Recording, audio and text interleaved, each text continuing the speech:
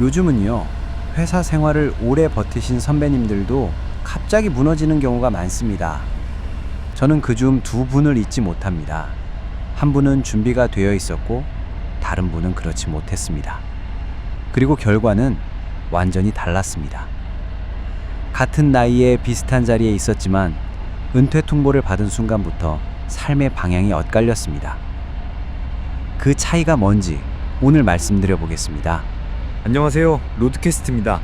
정년 60세라고 하지만 요즘은 40대, 50대에도 권고사직이나 조기 은퇴라는 이름으로 자리를 내놓습니다.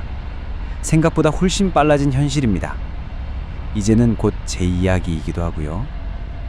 그리고 저는 준비가 되어 있던 선배와 그렇지 못한 선배, 두 모습을 모두 지켜본 적이 있습니다. 한쪽은 흔들리지 않고 길을 찾아갔고, 다른 쪽은 크게 흔들리며 버티기조차 힘들어했습니다. 저는 그 차이가 몇 가지에 대해서 준비가 되었는가에 갈린다고 생각이 들더라고요. 첫 번째는 월급 말고 들어오는 돈줄 하나입니다. 준비된 선배는 퇴직 전부터 임대 수입과 배당을 만들어 두었고 작은 부업도 있었습니다. 월급이 끊겨도 최소한의 흐름이 버팀목이 되었던 것 같더라고요. 반대로 준비 못한 선배는 퇴직금과 저축만 있었는데 금방 바닥에 보이면서 불안이 커졌습니다. 흐르는 돈줄이 있느냐 없느냐 차이가 분명했습니다. 두 번째는 명함 없어도 불릴 수 있는 이름입니다. 준비된 선배는 자기 이름으로 강의도 하고 글도 쓰고 있었습니다. 이미 블로그나 SNS 플랫폼들에서 회사 경력들의 노하우들을 가지고 자기 어필을 해왔더라고요. 명함이 없어도 김 누구누구님 이거 부탁드려요 라는 연락이 왔습니다. 준비를 하고 계셨던 거죠.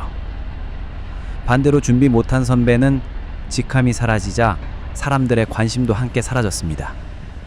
명함이 떨어져도 불릴 이유가 있어야 합니다. 나는 불릴 이유가 무엇인가? 나의 가치는 무엇인가? 저도 그 고민이 되더라고요. 세 번째는 어디서든 통하는 무기입니다. 준비된 선배는 퇴직 전부터 온라인 강의도 듣고 새로운 툴도 익히면서 배움의 끈을 놓지 않았습니다. AI 프로그램이나 온라인 협업 툴 같은 새로운 도구도 익혔고요. 또 문제를 풀어내는 방식을 늘 고민했고 사람들과 소통하며 협력하는 힘을 키워왔습니다. 그래서 환경이 달라져도 금방 자리를 잡을 수 있었던 것 같습니다. 반대로 다른 선배는 특정 회사 안에서만 통하는 기술에 갇혀 바깥에서는 쓸모를 증명하지 못했습니다. 결국 기회가 와도 잡지 못했어요. 어디서든 통하는 무기 하나는 꼭 챙겨야 되는구나를 저도 느끼게 되더라고요. 마지막은 버틸 힘, 다시 달릴 힘입니다. 준비된 선배는 아침마다 20분씩 가볍게 조깅을 하고 주 2, 3회는 헬스장에서 근력 운동을 하는 게 루틴이었어요. 항상 하는 게 있었던 거죠. 또 주말에는 자전거 라이딩을 즐기며 회사 밖에서도 자기 시간을 만들어 갔습니다.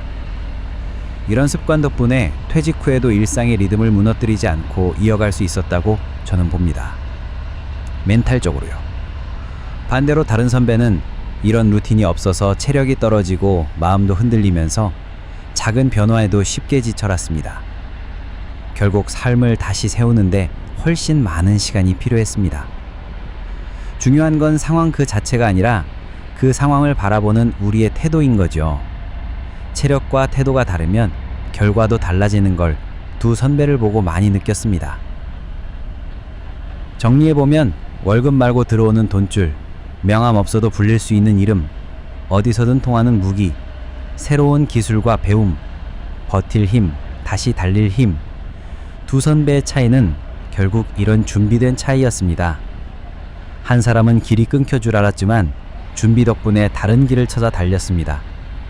다른 한 사람은 준비가 없어 길 끝에서 멈출 수밖에 없었습니다.